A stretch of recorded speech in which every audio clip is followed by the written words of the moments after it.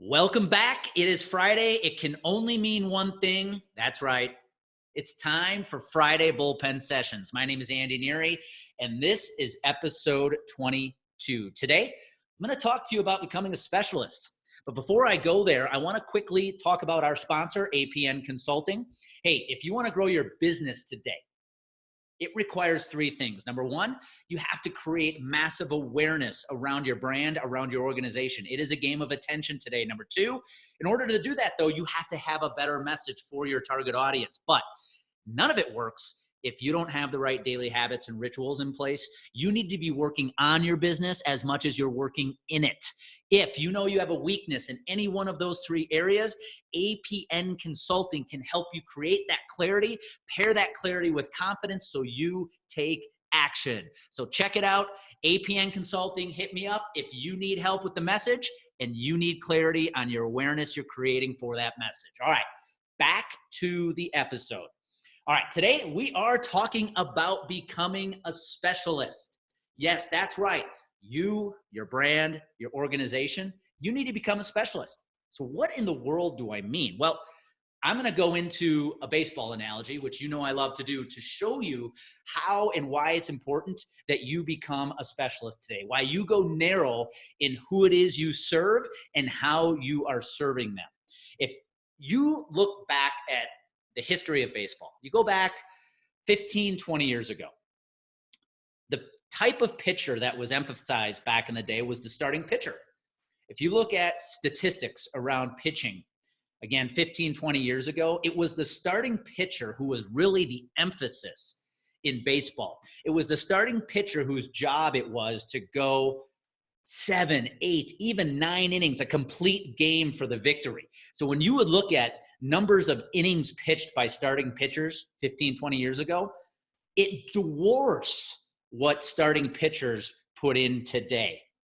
You see, as a starting pitcher, you could kind of say you had to be all things to all people, right? Throughout a 7, 8, 9 inning appearance, you're going to face all different types of batters. And you're going to have to adjust and figure out how you're going to attack each and every batter that you face. You couldn't go narrow.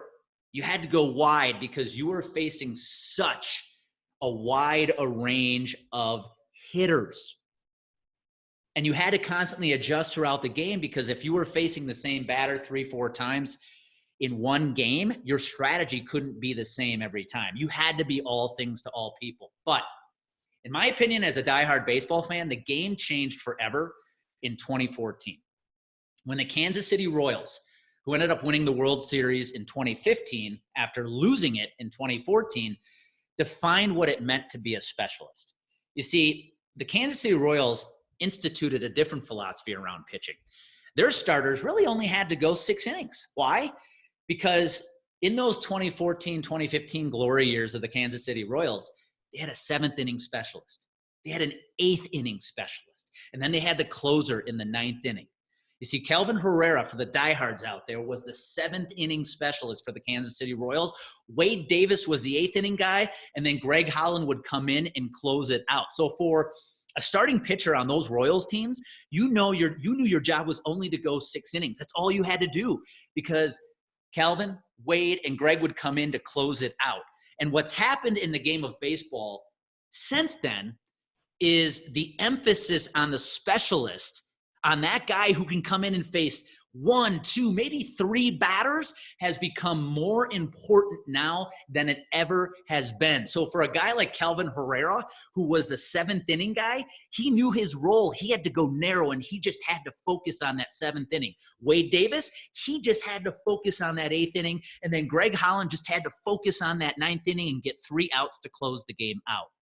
So what in the world does this have to do with you and your business? Here's what it has to mean for you. Quit trying to be all things to all people. I coach so many right now who are afraid to go narrow with their message, with their brand, who they're serving, because they fear that they may miss out on sales opportunities if they go too narrow. But here's the truth. If you know who your target prospect is, your target audience, and you craft a message specifically for that audience. Are there going to be people who don't like the message? Absolutely. But the people you're afraid to hear no's from are the people you don't want to do business with anyways. You're just afraid to hear the no. But instead, you need to do the opposite. What I advise you to do right now, if you own a business, you are in sales, you are in any kind of revenue generating position, figure out who that prospect is you want to work with. Literally name him or her. Who is it? Think about your favorite client you have right now. And if you could build an entire portfolio of clients like that individual, who would it be? Name him, name her. Who are they? What do they like? What do they do? How much money do they make? What industry are they in? And then craft a message directly for that person. Because when you get clarity on that message, and then you start sharing that message, you start pounding that message consistently and persistently, you're going to attract the clients you want. Yes, there are going to be plenty of people out there who don't like the message, who say no to you. But guess what happens? It makes your life a heck of a lot easier because the no's are coming from the people who don't resonate with the message. Therefore, they are the people who you didn't want to do business anyways. Far too many businesses, far too many sales professionals today attract clients they don't want to work with. In the health insurance industry, it happens all the time. A sales rep brings in new clients, not quite the client they want to work with, and that becomes the pain in the ass client. Account managers hate, account executives hate.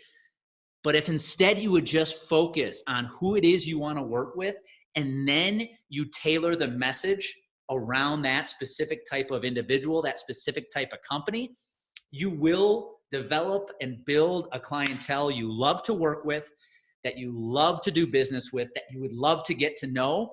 And it's going to make your life and your client's life a hell of a lot easier. So my advice today is this: quit trying to be the jack of all trades. Quit trying to be nice and be accepted by everybody and try to be all things to all people. I want you to go narrow today. I want you to take the time and sit down, figure out who it is you want to work with. I want you to craft that message specifically for that individual, your top client. And then I want you to put yourself out there, share your story, and tell that message over and over and over again. No, your target prospect is not anyone who would say yes to you. Your target prospect is the individual you would love to do business that you're probably already doing business with. That's going to help make your life a hell of a lot easier, and your company, your organization, and your pocketbook is going to thank you. So that's it for today.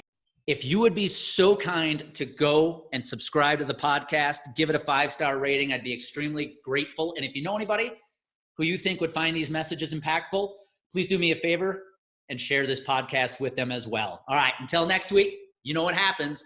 When confidence and clarity collide, action happens. Go make it happen. Take care.